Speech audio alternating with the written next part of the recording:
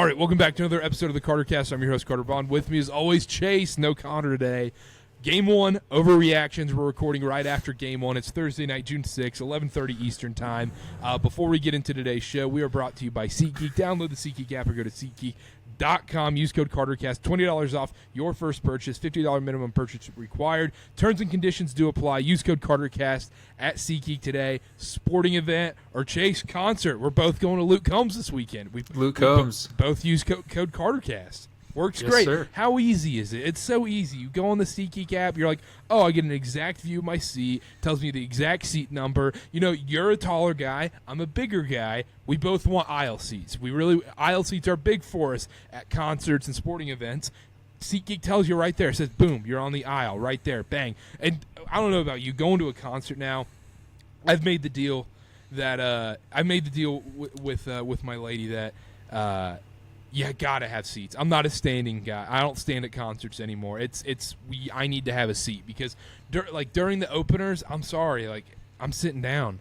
I need a nice Coke and Dr. Pepper, just chill dog chilling, sitting down. I can stand a little bit for the headliner, but I need to sit down during that. Especially like Taylor Swift. She does a 4-hour show.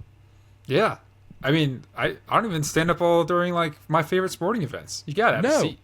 No, and SeatGeek got that for me. So shout out them. Shout out SeatGeek. Let's get into the show today. Celtics blow out the Mavs. Let's just get right into it. I kind of expected. I don't think anybody that's watched both of these teams all season long, and especially in this playoff run, and with Kristaps being back. The only thing that I think that was the two surprising things for me from tonight were Kristaps looking 100% immediately and just fitting in like a glove. It was the finals pressure wasn't a thing for him at all. Just came right in and dominated. And the other thing that was surprising to me, and we can go off this, is I think this is the concern for the series. Is Kyrie was terrible tonight. Kyrie was horrible. He was bad. It wasn't so much like it really stood out, but when you look at the box score, you're like, wait a second. I think it stood out. I think it really stood out because every time they would gain momentum, there's like, okay, they're getting back into this game. They're cutting this down to 12, 8, 7, even from 30 down to 17, down to 15. Every time they needed that big momentum bucket, whether it was a wide open three or whatever it may be, Kyrie just didn't hit any of those shots, and he turned the ball over at horrific times in this game. I thought he was horrible. It was really uncharacteristic things like the missed pass to Kleber that goes in the backcourt, the dribble off the foot. He could not hit a three, and that was the really thing that stuck out to me. The thing I was meaning is besides Luka, it's Kyrie on this team, and he was still he's making some big shots inside. But it was that stuff you're talking about, the turnovers, the fact he couldn't hit a three to save his life. It was one of his. I mean, is that his worst finals performance ever? We'd have to go back and look, but it was not good at all. Yeah, and that's the problem in this series. I think and we just talking about overreactions right now, but we knew this going in where Luka and Kyrie have to play extremely well, and one of the role players will step up, and I think that'll come. If both of those guys are playing well, for those role players like Derek Jones and P.J. Washington and Derek Lively, the floor is going to open up so much for them where it's almost like they can't not be, they will be good. They will be fine because they will be taking three-point shots with nobody near them. They'll be fine as long as those two guys are cooking. I just can't believe that the guy with the most finals experience in these playoffs was the number one guy on the court. You're like, has he ever been here before? He looked like he hadn't been there before. Like you said, you dribbled off his foot multiple times tonight, and he just looked all out of sorts. Meanwhile, Luka was like, yeah, it's the finals. I don't care. Looked like a normal Luka game, 30 points. Shout out FanDuel. 30 points got your under there. 30 points from Luka, 10 boards, a great night for Luka. And then on the Celtics side, everybody looked like a regular season game tonight. It didn't feel like the finals to me.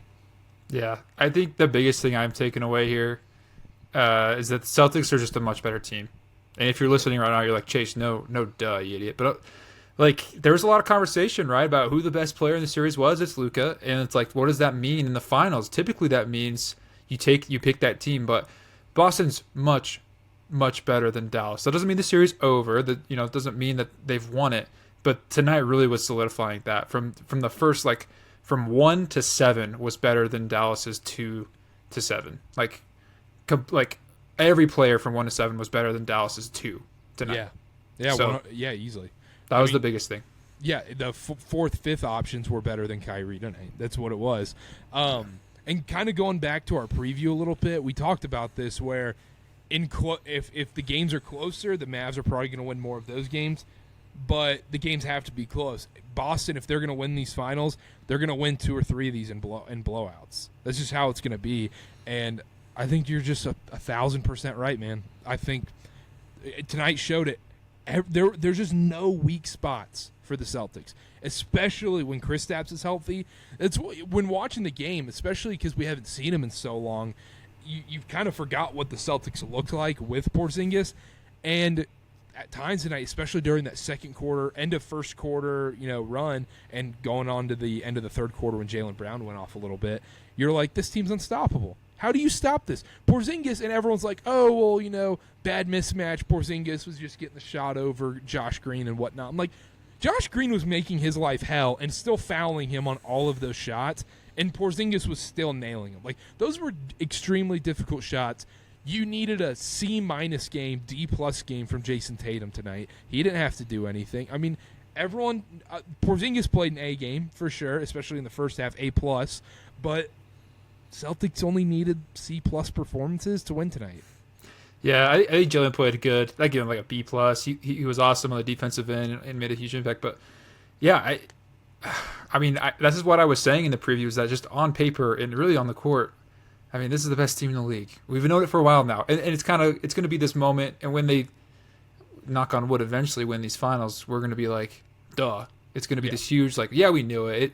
These guys are the best. And tonight was really just the first glimpse, really all playoffs, Karter, because they haven't had like a blowout like this.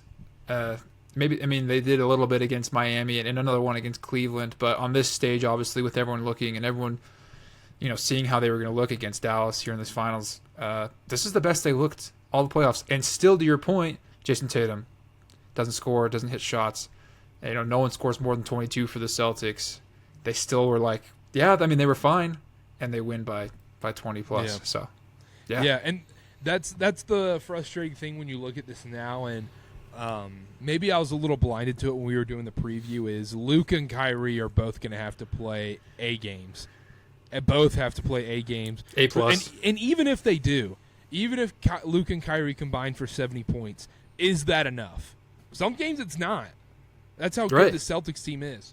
Absolutely. I was writing down a bunch of notes there, like 7 minutes left in the game when it was over, and we knew it. My biggest, one of the biggest, I can't keep saying biggest when I make points. One of the biggest is Mavs bench was pretty useless tonight. Not only their bench, but every other role player. PJ Washington came down to earth. He still got his, we want to call it, like 16 points. Fine. He was all right. Yeah, like Derek Jones, awful. Obviously, we talked about Kyrie. Derek Lively was terrible tonight. Josh Green was like a body out there. Gafford was fine, but like he's not making an impact in this series. Like, it was atrocious what we saw from the rest of Dallas outside of Luka, really. And that's the big story, because everyone else on the flip side, Boston was awesome. You don't even know who the number one guy on this team is because they're all great. The whole starting five. And then you bring in Al Horford, who can hit shots, play good D, bang it down low. Then you have Peyton Pritchard, who surprisingly played good defense. Sam Hauser wasn't a liability on defense. Like, he hit 3 threes tonight. He hit 3 threes, right? Garbage. One of them was garbage time, whatever. But like, he didn't get exposed on the defensive end. Like, that is the series to me. Like, yes, Dallas has the best player, but if you go out of the best 7 or 8 players, Boston has 5 or 6 of them, right? Yeah. And that's going to be the big difference, because it's just team game, and Boston's figured it out. At least it looks like it right now. Yeah, and I want to shout out Jaylen Brown. Shout out Jaylen Brown's the defense. The offense, yeah, great. It was a fine game. He shot really well from the field, great percentage, and just super efficient on offense. And he was causing havoc. He was wreaking havoc every time he drove in the paint, and it was a foul every time. And but his defense, man, oh my gosh, every time you thought someone got by their defender, let's say Kyrie drives past Derek White, Jaylen Brown was the help defender every single time. He was there everywhere. He was all over the court. After game one, Porzingis great first half and whatnot. Jaylen Brown's the MVP from game one, in my opinion. Yeah. I think I texted that in our group chat. He was the best player. I mean, Kristaps had a great first half, and second half he fizzled out, and he was awesome. He was the spark, but Jaylen was the best player tonight. And the defense, and I want to move on to that, Karter, was amazing from the Celtics. I had this cool stat until Jaden Hardy decided to try and set the fourth quarter final scoring record in the last 3 minutes. But so it's not going to work now. But it would have been the least points Dallas scored all season. Obviously, it didn't end up that way, but it is still the least points that they've scored since November in a game which Luka has played, which is, for a team that is top 5 in offensive rating, is a really impressive job of the Celtics. I thought, obviously, Jaylen Brown was awesome. Kristaps Porzingis getting those big blocks, holding down the paint. And then every guy who got the switch, because Dallas, that's all they wanted to do, right? Just get the switch. Peyton Pritchard held his own. Sam Hauser held his own. Obviously, Drew Holiday wasn't going to get bullied.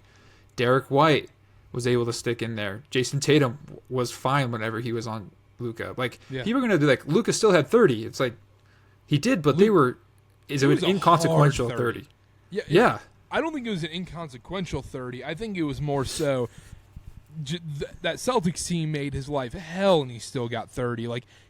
Those shots were difficult, and I think a big key when you talk about how Luka does, was Luka super great tonight?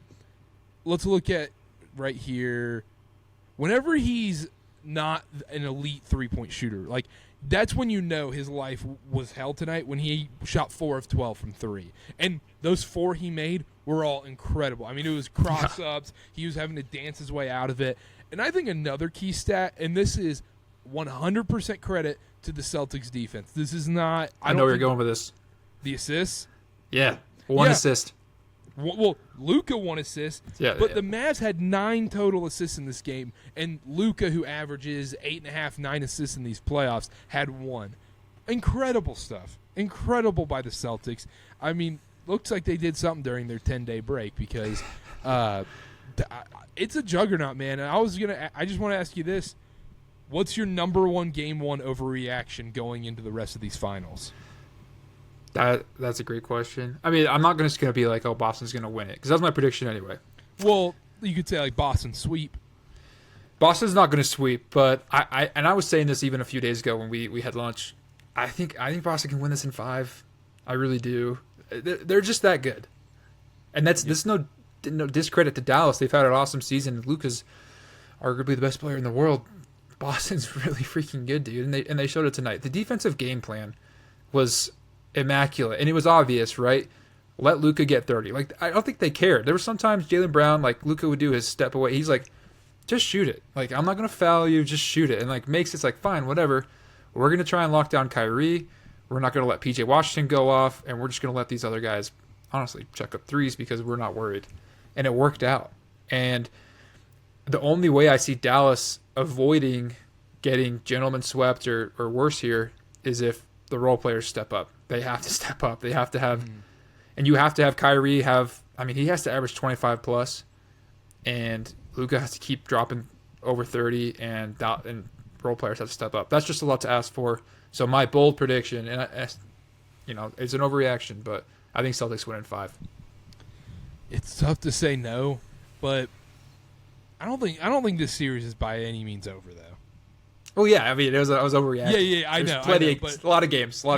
Yeah, and it's game 1, so, and also, you talked about the role players for Dallas tonight. The lights were so much brighter for them tonight. You could see whenever, Jalen Hardy or whoever got on the court tonight, Josh Green, they were like, oh, this is a little different.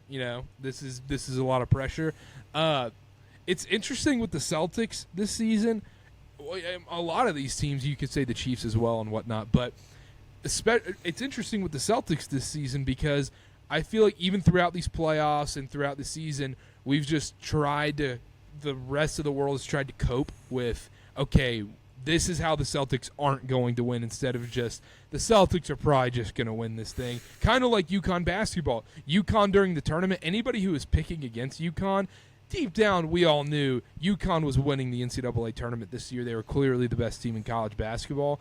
But we were picking against them, or you were trying to figure, what if they have a cold shooting game? What if they're just silly one night and, they just don't show up? You're just kind of trying to throw anything at the, just trying to throw crap at the fan, trying to say, they're not going to win it. But in reality, tonight shows a lot.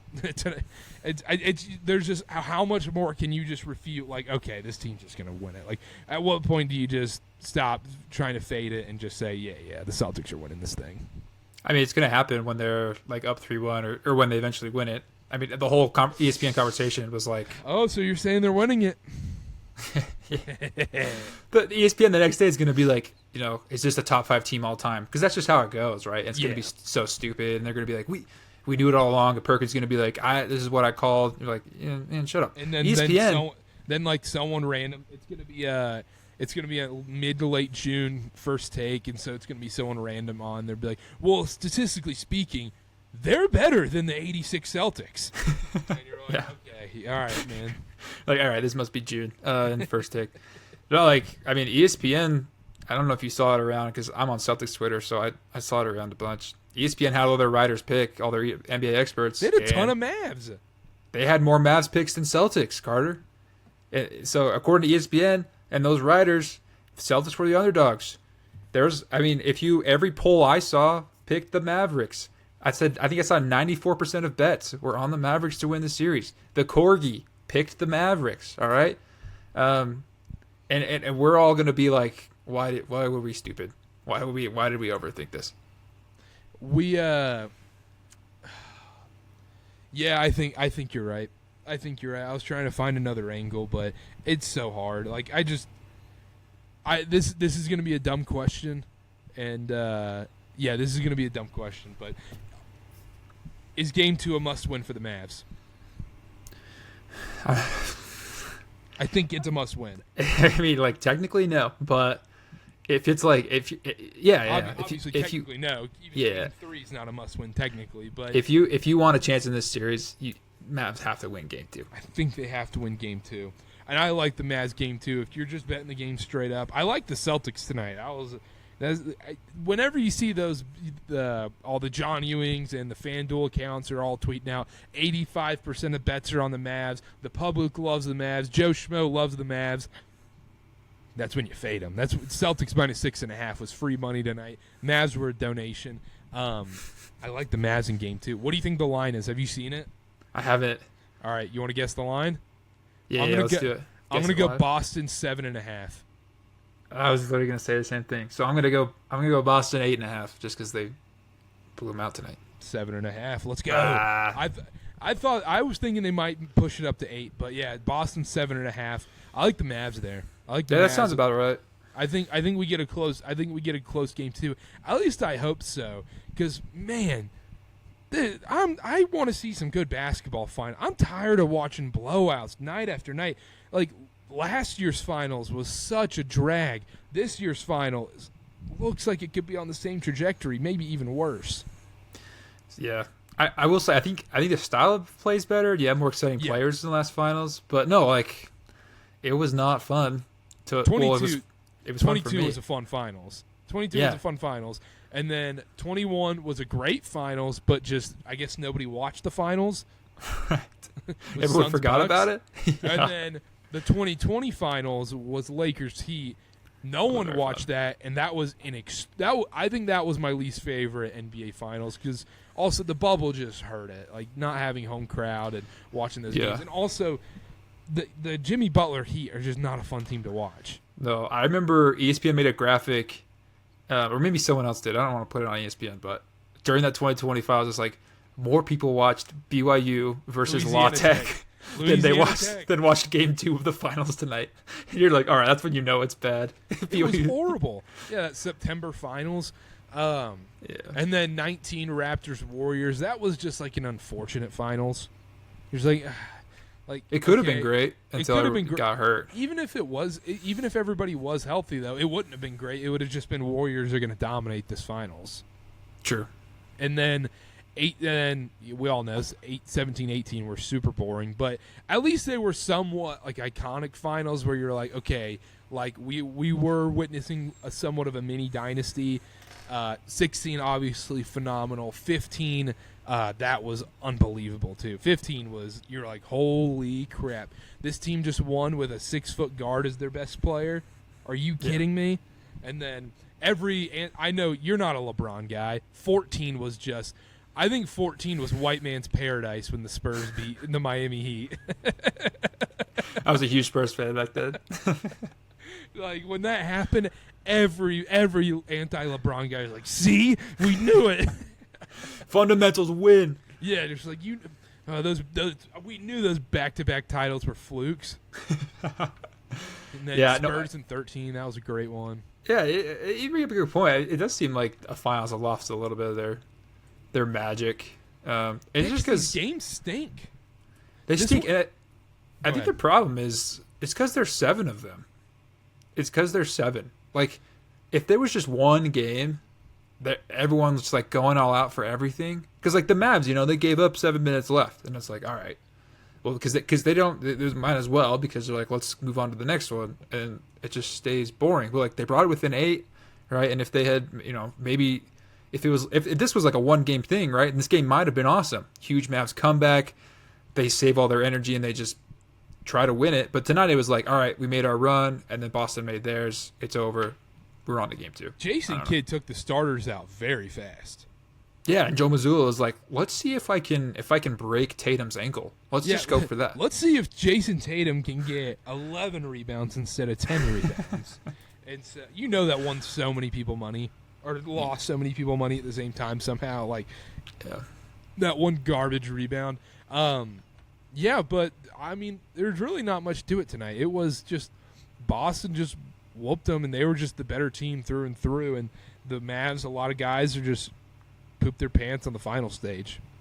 Yeah, it showed. The inexperience showed. I thought Lively was like the epitome of it all. Like seeing him, he looked for the first time in these playoffs young. He looked rattled. He obviously was like pissed at the refs, and I think dudes were in his head a little bit. He couldn't stop fouling. He eventually got like a bucket. I think he ended up with 3 points. But he was like, if I could put the Mavs role players into a person, it was Derek Lively, because and I like him. You and I, heaven knows you and I love Derek Lively.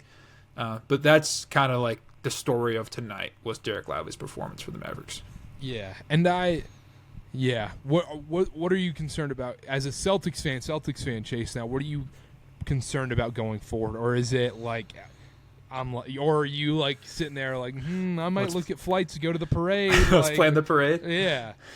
No, I'm still concerned about Luka. Look, like when he got those switches and he was able to get Al Horford on his back or whoever was guarding him, right?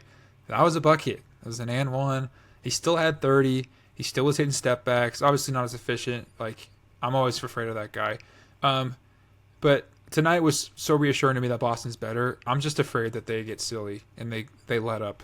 I think that's, and this might be a bold take, that's the only way Boston loses, is if they screw it up, if they beat themselves. And so if they play the rest of the series like they did that stupid beginning of third quarter, then yeah, I'll be worried. But if they play like any other minute of this game, they'll be just fine and they're going to be NBA champions. Yeah, I definitely agree. Do you want to change your prediction? I believe you had Celtics in 6 before. Yes, I did. You and Connor both had Celtics in 6. I had Mavs in 7. Yeah, I don't want. Do you want to drop it to 5? I want to, but I won't. I'm gonna stick with it because I think Boston's stupid. Like I know Boston, but that's the thing. We are overreacting to this. If you're a Mavs fan, it's a little doom and gloom right now. It is just game 1. Like, well, let's wait till game 2. Game 2, if it's 2-0 and we see kind of the same thing where Kyrie, doesn't show up again, and the role players like Derek Lively just don't look like they're able to get into their game and have any rhythm in their game, and the Celtics just knock down threes and Porzingis is balling like he was, then yeah. Then it's doom and gloom. I would smash the panic button. After game 1, these games were going to happen no matter what in this series. Like, the Celtics are just too good. They can hit too many threes. They can beat you in way too many different ways. And the Mavs are a blowout potential team. They're a team that are willing to give up in the fourth. Like, let's say it's 17 points, 8 minutes left in the fourth. They're a team that easily would throw in the time. Just like, all right, let's just move to game two. Let's move to game two. Let's not. Yep. We're done. And you could see that pretty early on tonight in the fourth quarter. Once Jaylen, I felt like the dagger happened in the third quarter when Jaylen Brown hit that top of the key three after Luka came out in the third quarter with about a minute 20 left to push it to 20 points. You knew it was over. Like, you're like, okay, door shut, comeback's not happening. Yeah, well, my heart was like in my throat for a second, Karter, because I was like, they can't be doing this right now. But you're like literally at that moment, I was like, it's 20, it's over. Like, they got it. I'll tell you what, I'll give you my prediction for the game like sequence here. I think Dallas wins game 2 actually. Yep. So we go to Dallas 1-1. Then I think Boston wins both games in Dallas to go up 3-1. Dallas wins in Boston, game 5, to push it to 3-2, and then Boston closes it out in Dallas, game 6. That's what I'll do that. I'm going to stick with my original sequence. I think it's obviously Celtics win game 1, Mavs win game 2, and game 3, and then the media machine runs wild. Game 3, Mavs up 2-1. I mean, everything's breaking down, going to hell. Jason Tatum's a bum. Jason Tatum's a loser. Joe Mazzulla needs to be fired mid-series. The Celtics are, what is this franchise? Meanwhile, Luka, is he better than Jordan? Is he better than LeBron? Is he better than Jokic already? And then Mavs up 2-1. And then I think the Celtics win back-to-back. And then I think the Mavs win back-to-back. I'm still rocking with Mavs in 7. I'm going to ride it till it dies. I have to. I've ridden the Mavs so much in these playoffs. I've taken the Mavs in every single series. I have to keep going with them. I'm not going to rule anything out, but I've been crunching the numbers in my head, especially after the game tonight. I cannot see. I'm Doctor Stranging it from Avengers. I cannot see a single outcome where Dallas wins the NBA Finals. They have to go absolutely bonkers, and Boston has to be the dumbest team in America. I really think that's the only way. Boston can be the dumbest team. Right, which is why I'm not ruling it out. Boston can definitely. We saw that 8-minute stretch tonight where you're like, how would they bring this within 8? And then Boston goes on a 20-0 run, and then we're like, all right, whatever.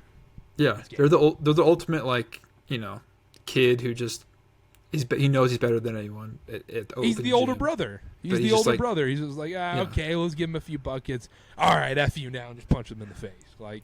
Yeah. So real quick, we'll wrap up. We'll switch over here in a second to we'll talk about Dan Hurley and the Lakers here with Ben Hammond coming on the show here in a second. But real quick, before we do that, Porzingis tonight, when he came out immediately, what were your thoughts as a Celtics fan?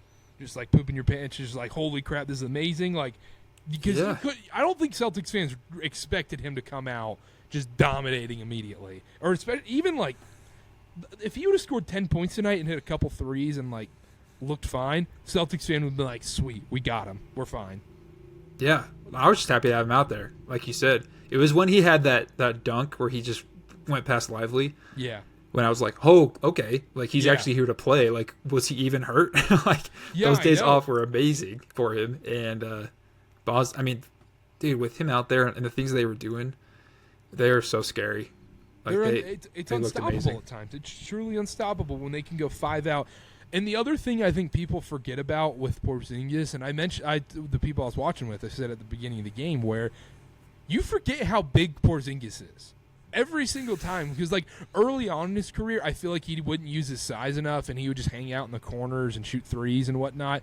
Kind of almost play like an Andrea Bargnani role, where it's just okay, man, use your size a little bit. And then tonight, when he's using his size and just dominating, and when they get that switch onto Josh Green, and he's just shooting right over him like a little brother, or he's playing pool basketball, just shooting it, boom, like that, like the dad in pool basketball. And yep. it's you're just oh wow, that was the thing tonight where I hadn't seen it all playoffs long, where how unstoppable the Celtics were. But with the Porzingis factor tonight, you're just what do you do? When it was 37-20, what do you do as the other team? Even if – and last thing, and then we'll move on to Dan Hurley stuff. If the Celtics path bull crap, the funniest part is the day after the finals, no one's going to care. Not a single person. No one will remember how easy this path was literally the day after the finals happened. that crap is so stupid where everyone's like, oh, they have the easiest path in the league. Look at this team. They were beating everybody regardless, except maybe the Nuggets, because I think the Nuggets give them their best game because I think it's so dynamic. Now, I'm not saying the Nuggets win, or for sure, but I do think that's a legitimate, true 6-7 game series for sure. But any other team, I think we're seeing kind of the same result.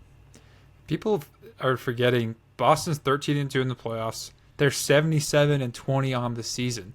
So that's the key stat. But 13-2 in the playoffs is a little misleading with the path they've had with the guys being injured. But I think the 77-20 part, where you're just like, they've been dominating since freaking October, guys. Like this isn't new. Right, but what I'm saying is, like, if they do gentlemen sweep the Mavericks here, and they end up going 16-3 through the playoffs, people, like you said, like 5 years from now, are going to look back on that stat and be like, holy crap, 17, 18 Warriors are like the only team that did it better. Like, being able to dominate this much, and you can't say anything about the Dallas now as far as easy path, because it's like, it's the finals. What do you want? They came out of the West. Yep. They beat Minnesota, who beat Denver, who were the reigning champs. Like, what else do you want? So, yeah, it's just funny to see the media conversations change every day, and we're part of it too. Like, we're here talking about it, but. The post-finals stories are going to be, the switch-up's going to be hilarious. I can't wait for Chase to text me on Sunday night right before we record a Game 2 overreactions pod, and he's like, are you freaking kidding me after the Mavs win? Like, freaking, everyone's going to be like, Luka's taking over this series. We knew this. Luka is a problem. He was in his bag tonight when he has 43 in Game 2. Yeah, I see it happening. That's what I said. All right. Let's take a quick break, and then I want to do Dan Hurley stuff with Ben.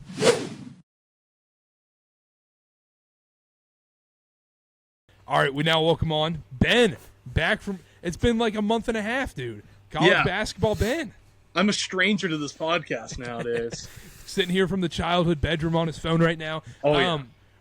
We almost had to have an emergency podcast, Ben. We texted each other. Dan Hurley being targeted, key point here, targeted according to Woj, we're an anti-Woj podcast, being targeted from Woj that he's going to be the next Lakers head coach out of nowhere, out of thin air, all of a sudden that comes out today. Just overall thoughts, Ben. Well, I think there's a lot of NBA thoughts I have. From a college basketball standpoint, as a fan of Virginia and BYU, as a fan of any team that's not UConn, thank God, man. Oh yeah, this is awesome. As a college basketball fan, it's perfect because he's just so good, just such a good coach that I think him trying to take on a new opportunity is exciting for college basketball fans because it seems like a landscape was shifting fully Dan Hurley, and now we're back to wide open. We don't know what's going on again. So, Ben, it came out that Coach K was actually the reason why the Lakers wanted to go after Dan Hurley. So, can I get a thank you, Coach K? No, Coach K should just be thanking himself because he's trying to save his own legacy. He saw someone coming from his GOAT title in the college game and said, I think you'd be great with the Lakers. You know what I love? What I love is Coach K went up to Dan Hurley and goes, because in 2004, Coach K got offered the Lakers job. They're going to give him $8 million a year for over 5 years, and they're going to give him $40 million a year. Coach K told him, he goes, Dan, I regret that decision. I regret that decision going to the Lakers. Full well knowing he's lying to him, telling him no, dude, I don't regret that at all. I'm going to go down as one of the greatest coaches ever in college basketball, maybe the all-time GOAT. He doesn't regret not going to the Lakers, but he talks that into him. And the other part that was hilarious was Gino Auriemma on Dan Patrick today. He was like, yeah, funny enough, I was with Dan Hurley last night. I said, you would be a great Lakers coach. It's like, oh, but I didn't know. It's like, why are you lying? He's also trying to save his legacy as well. He's trying to sit there and be the top dog in stores at UConn. They're all lying. Shams is lying. Woj is probably lying. This thing probably isn't even happening. Yeah, no, I think for me, what made me think it's happening is they don't. There's a very specific use of the word targeting. Oh, and yeah. that the word targeting, when they use the word targeting, that always feels like closing in on. It feels like an equivalent of that. based off what I think. Chase, what do No. you think about the word targeting? I think about 1 million dudes in America right now are targeting Livy Dune as their next wife. Like, what does that even mean, man? Targeting? I tell you what, this is what Sham said about JJ just a few days ago. The Lakers are zeroing in on JJ Redick as the front runner for the franchise's next head coach. It's just a bunch of BS. Like, the season's getting slow. There's nothing to break. These guys are trying to break stories. And all they're right? also, this just proves how much these guys are just pure puppets for these agents' game, where they're just like dangling around like, we'll give you this information, even though it's not true. Like when Shams comes out and tweets out, LeBron will not be involved in any of the head coaching decisions. Like, what are we doing here? We're going to draft Bronny James, but all of a sudden LeBron's not going to know who the next head coach is. Like, why are we lying to everyone? Stop. And not to get into the NBA aspect so much, but it's like, well, Dan Hurley wants to coach like this young core of Rui Hachimura, Austin Reeves, Max Christie, and Bronny James. I'm like, oh, that's not why. When that was said, I mean, that was one of the you turn on that clip. It was like that 2-minute clip on Twitter, and they're like, "Yeah, and he wants to coach Bronny James and Max." Like, you're like, Bronny James, like that. So this is happening. It's crazy. Anything else on the college part of things, Ben? Yeah, no, I'll just add that, like, if this were to happen, of course, like, it opens things back up. Maybe Bill Self is, like, the guy again.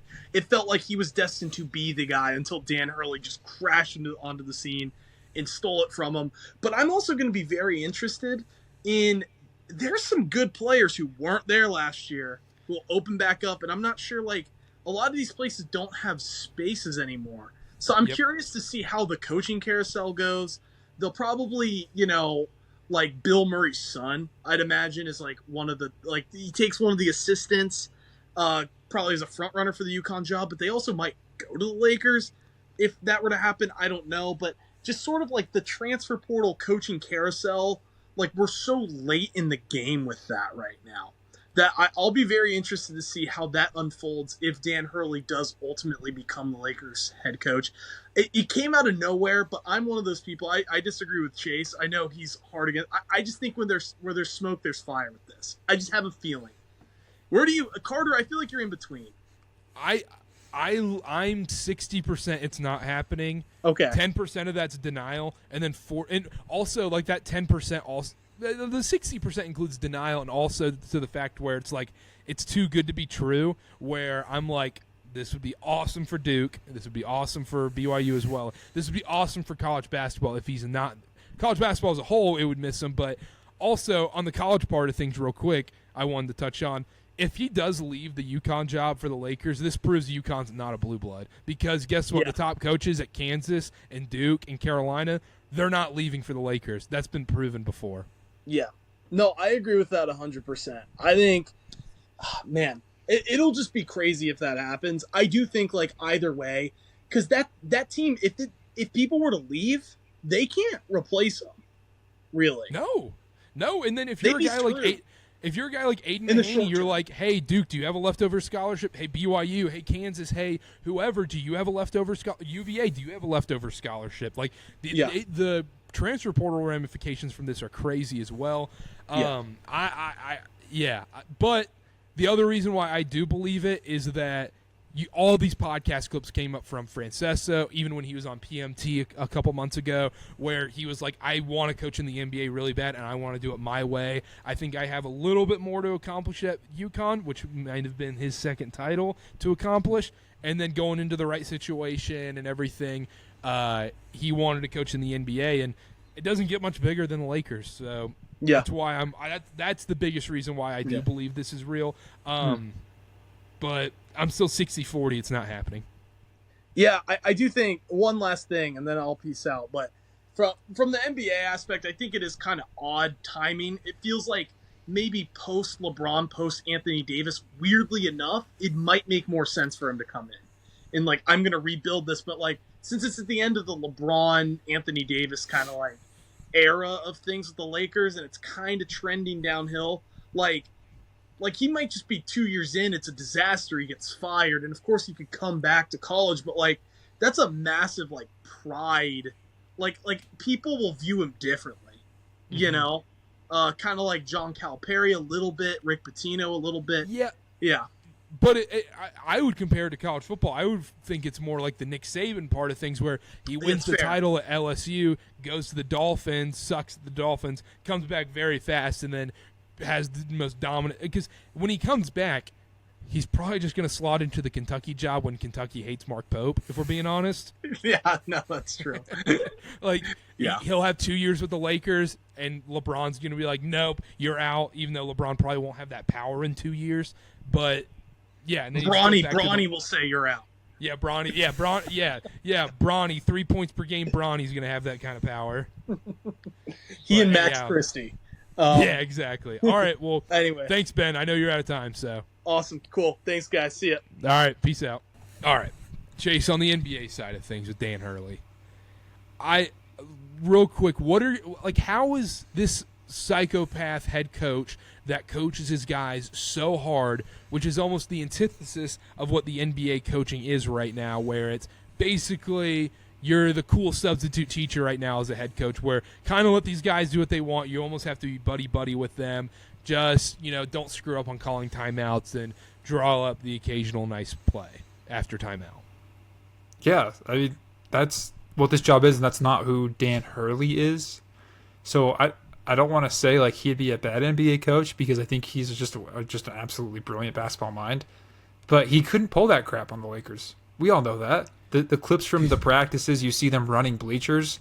Like, imagine him trying to tell Anthony Davis to go run some bleachers. Like, it's not happening. So, like, I think he's a great coach. I think it'd be a win for the Lakers, right? It'd be exciting. It'd be exactly what they need and what they want. But I think it'd be a huge mistake for Dan Hurley, and I think he really is just using this to leverage for more money, right? That's what it feels like. It feels like he's like, hey, flirting with that big contract over here, being like, hey, give me all this money, blah, blah, blah, like you said. But also, on the Dan Hurley side of things, let's look at the positive on the Dan Hurley side of things if he does go into the NBA. Do you think the Lakers are saying this is going to end up being the future of NBA coaching, is a guy that can really coach hard, a guy that can really come in and, run his players almost like a college system but with NBA talent? Or do you think these NBA guys just make too much money and they're just not going to listen to this psychopath from New Jersey? I think the second's more likely. Like it's the Lakers, right? Storied franchise, but basketball's never, like, on the court has never been number one. It's the show, right? It's the atmosphere. It's the celebrities. That's the Lakers, not hard-nosed basketball that you have Dan Hurley screaming at his players on the sideline. That's never been how it is. It's always been about how they present themselves, right? And, they benefited, right, from Kobe, who was super intense and was able to, like, push his players and his teammates to be better. It's a different era of basketball. So I don't think the Lakers are, like, looking for that, but they're just looking to appease fans and be better and appease LeBron. Like, let's be honest. And I think if you're LeBron, like, do you even want Dan Hurley? Do you want some dude coming in here and telling you what to do? Clearly LeBron wants J.J. Redick. I also wonder if this is the thing where the Lakers are leaking info to Woj saying we're getting Dan Hurley, and LeBron's camp and Clutch are leaking info to Shams saying, hey, we're getting J.J. Redick, and it's just a matter of, them just leaking out information, trying to screw one another, where LeBron's trying to put that pressure on the front office, and the Lakers are like, all right, we can play this game back into the press as well. Yeah. No, that's exactly what's I can't be so bold, but, like, that sounds a lot like what's probably going on. Because whether fans want to admit it or not, there's an internal struggle going on with the Lakers right now between, obviously, LeBron James and that organization. Because if you're the Lakers, you need to move on. You need to build for the future. And LeBron's all about, I just want to win right now and trade every asset you have and draft my son because that's what I want, right? Yeah. So the Lakers are just stuck between, like, do we appease one of the greatest basketball players of all time who's won us a championship, or do we build for the future and try and rebuild after he's gone?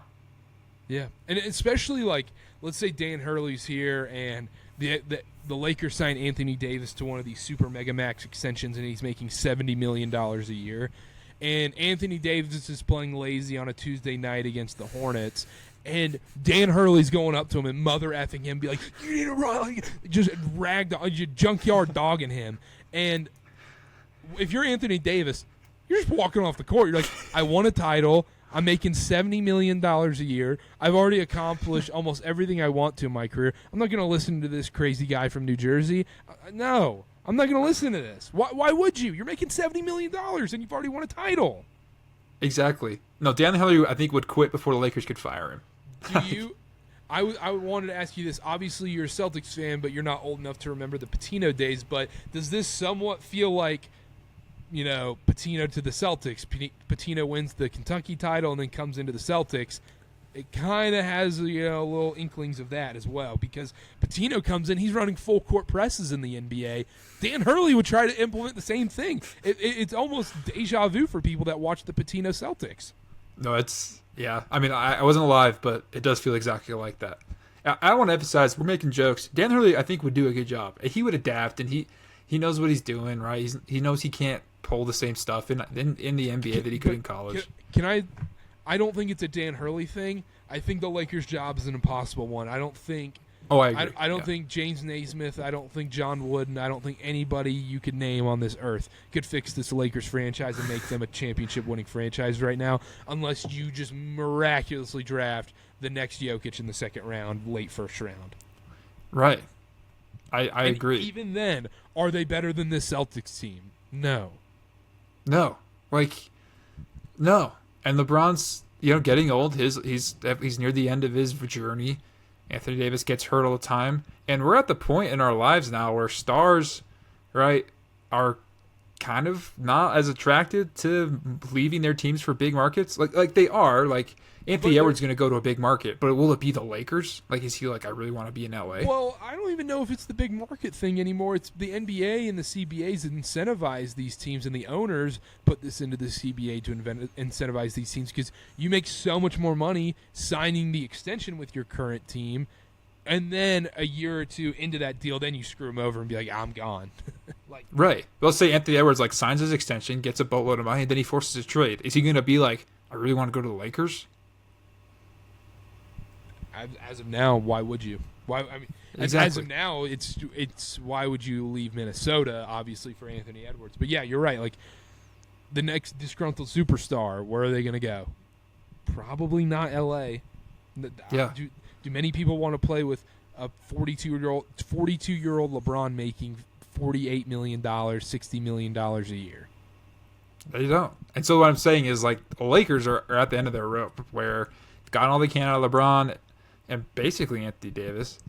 And so, where do you go now? You have to find some people in the draft, and you have with to no assets. Sign. Very little assets. Very little. I won't say no, but very little assets. But yeah, I think it's. But I if this Dan Hurley thing, regardless of what happens, the JJ or the Dan Hurley thing, as long as one of those two head coaches get hired, which I hope one of them does, just from a content side of things, it's going to be phenomenal.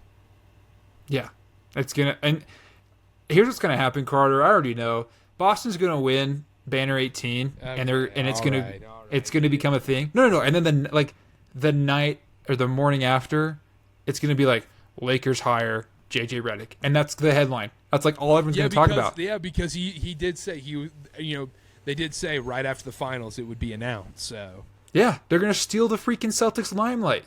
They suck for this. I kind of love that. That's genius by the Lakers.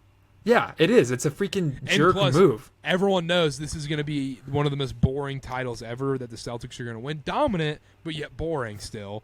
And so, therefore, it'll be Celtics win, and instead of the first take conversation where the over-exaggerations are, how many are Tatum going to win? Is he a top 3 player in this league right now? Instead of that, it's going to turn into, can JJ win on the Lakers? And then JJ hops in up front on first take. He's like, I can win on the Lakers. No, exactly. They're gonna be it's literally. They're gonna be we got a live look at JJ coming into the studios here in New York City. Yeah, we had Jaylen Brown scheduled to come on, but news just dropped. We're gonna talk about, can Bronny crack this top 5 next season? Should Bronny go first round? Yeah, that's, oh my gosh. It's gonna happen. Said it. I can't wait for Connor said this, but I cannot wait for Kendrick Perkins on draft night. Him trying to pronounce some of these dudes' names.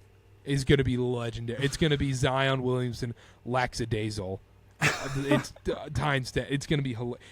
Now, if he proves me wrong, big ups to Kendrick Perkins. Big ups. But odds are at plus 30,000.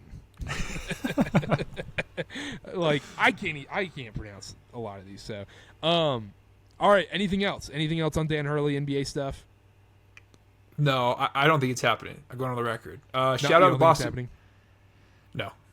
Dan Hurley's not happening. JJ maybe, but Dan Hurley, this is leverage for more money. And shout out to him. He's a great head coach. He's in the perfect position. He should stay there.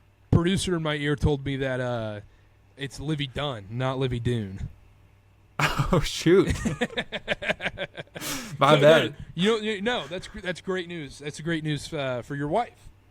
Yes, Your it wife, is. your Yeah. wife's just like, let's go. I'm not too familiar with her. You're not too familiar. You're not in the weeds too much. So that's great news. Right?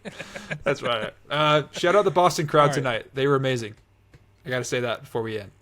Yeah, they were Awesome they crowd. were- yeah, $950 tickets. You better be good. You better show up and perform. But anyhow, that's it. Use code CarterCast if you want to go to one of those games. $20 off instead of a $950 ticket. It's a Yeah, make a little $930 ticket. Yeah, we're making a dent. We're giving you a nice So use it for something better. Use it for like a concert. Luke Combs this weekend. You're in the Salt Lake area. Go to the Luke Combs. Tickets are like $70. You get $20 off. $50 ticket. That's nothing. Great openers for that show. I can't wait. I'm excited to go tomorrow. But that's it from us. Use code CarterCast. $20 off your first purchase at SeatGeek. $50 minimum purchase required. Terms and conditions to apply. Use code CarterCast. That's KarterKast. SeatGeek.com or download the SeatGeek app today. Chase, we'll be back Sunday night. Game 2 reactions. I'm very excited. I'm going to take Mavs plus 7.5. I'm going to say it right now. I don't think my mind will change until Sunday. I think I'm going to take Mavs plus 7.5 right after we get done here. Make sure to subscribe to the pod. Subscribe on YouTube. Rate, review, subscribe on Apple, Spotify, wherever you're listening. CarterCast.com. Thank you so much for listening. At Chase_Roger0. Even though he's not here, Connor_Sparrow. BD Hammond 28. Thanks for Benda showing up on the Zoom. And then at Carter B8 and at CarterCast on all social media. And we'll see y'all next time. Bye-bye.